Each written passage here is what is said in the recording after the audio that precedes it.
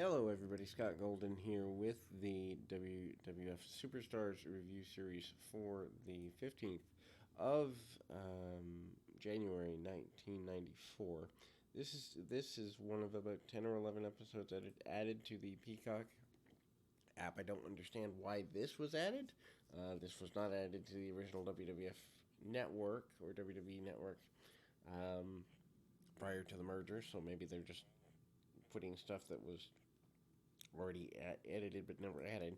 Anyway, Bastion Booger and Lex Luger are here. What a horrible match this was. Luger, of course, a couple of weeks away from winning or co-winning the Royal Rumble. First time that the Rumble ever had co-winners. Lots of brawling attempted by Booger, who of course is Mike Shaw Muckin Singh from the Calgary territory. Hard shots and clotheslines by Luger. Booger misses a clothesline in the corner, but eventually does go for a leg drop on Luger and also hits a big splash on the Made in USA Superstar. Luger eventually does come back. They brawl on the outside.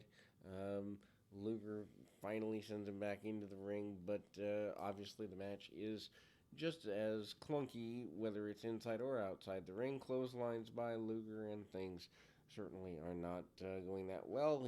Luger does, however, nail a body slam along the way and eventually hits the loaded forearm, gets a victory, and Luger is victorious. Stan Lane and Vince McMahon are your commentators for this point in time. We go to Gorilla Monsoon with the update that was usually position held by Lord Alfred Hayes. There is a promo between the about the Quebecers' upcoming match. Owen Hart frustrated with the fact that Bret is dedicating his career to tag team wrestling, but the Quebecers have lost the tag team championships. They will get a rematch this coming Monday at Madison Square Garden. The new tag team champions, Marty Jannetty and 1-2-3 Kid, are here, and or Bret Hart says he's sure that they will give them a match, but Owen wants it now.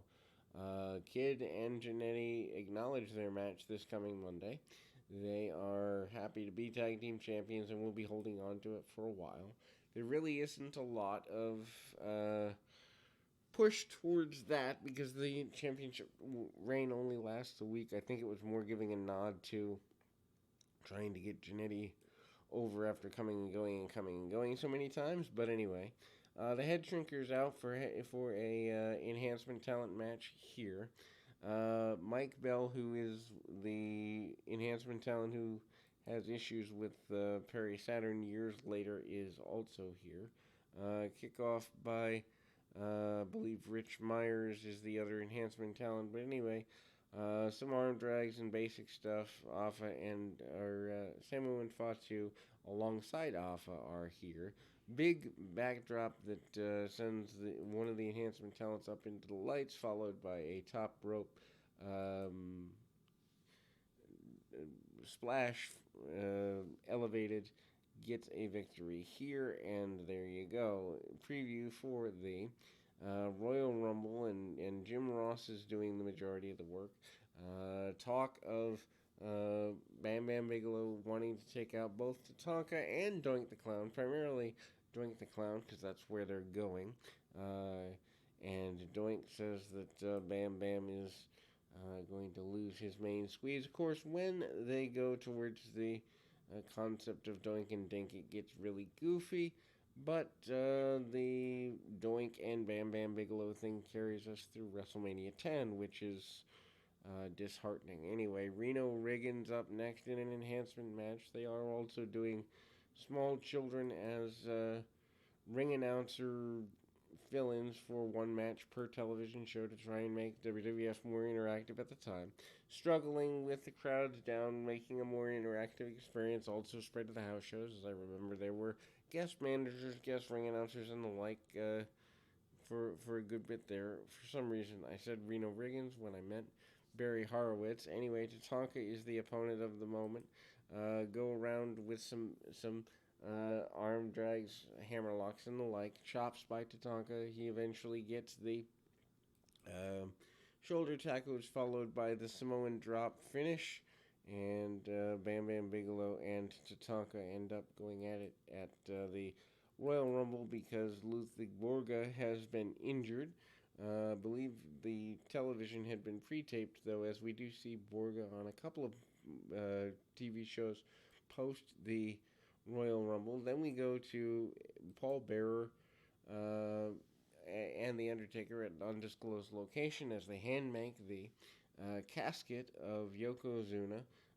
Bearer promises it to be the largest funeral ever in wrestling history and WWF history, and The Undertaker promises to make Yokozuna, who is the WWF champion at the time and the guy that is going to face him at the Royal Rumble in a couple of days here, make him, the former champion.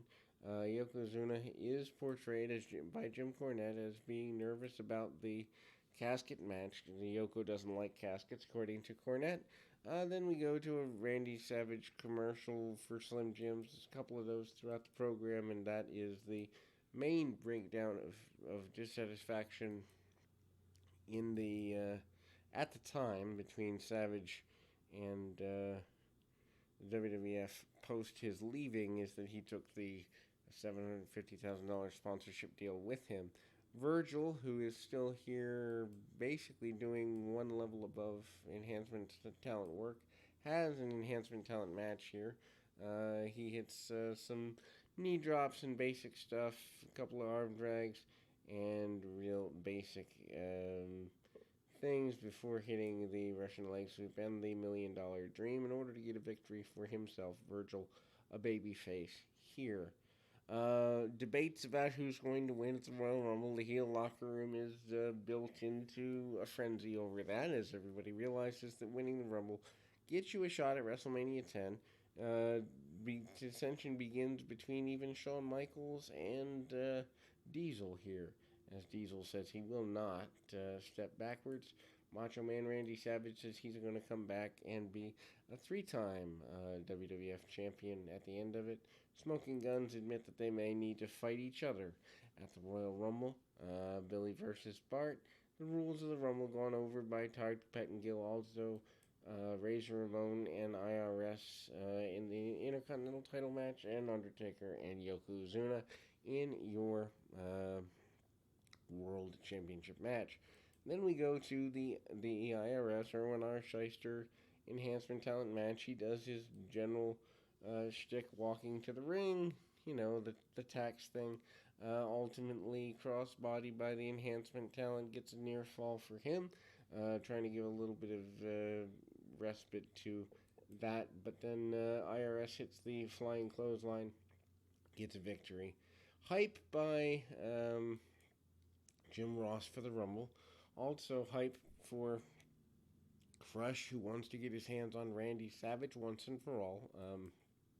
He had turned heel and aligned with Mr. Fuji several weeks before. They eventually go into Savage and Crush, that is, a Falls Count Anywhere match, which was not good in time for WrestleMania. Savage says that he is tired of being betrayed by Crush, and he will gladly take Crush to the next level and to the limit here in this face-to-face, moderated by Jim Ross. Then we go to the, the hype for the next week's deal. But after that, The Undertaker has a super brief squash match. We also see a promo for the Acclaim Rage in a Cage video game across multiple video game systems, I believe Super Nintendo and Sega Genesis at the time. Undertaker hits the flying clothesline and the tombstone primarily, and Dwayne Gill is the victim of those moves. Paul Bearer on the outside with the Undertaker, and that will close us for today. We'll be back with the Royal Rumble Day event and next version of Superstars. We'll be back with more right after this.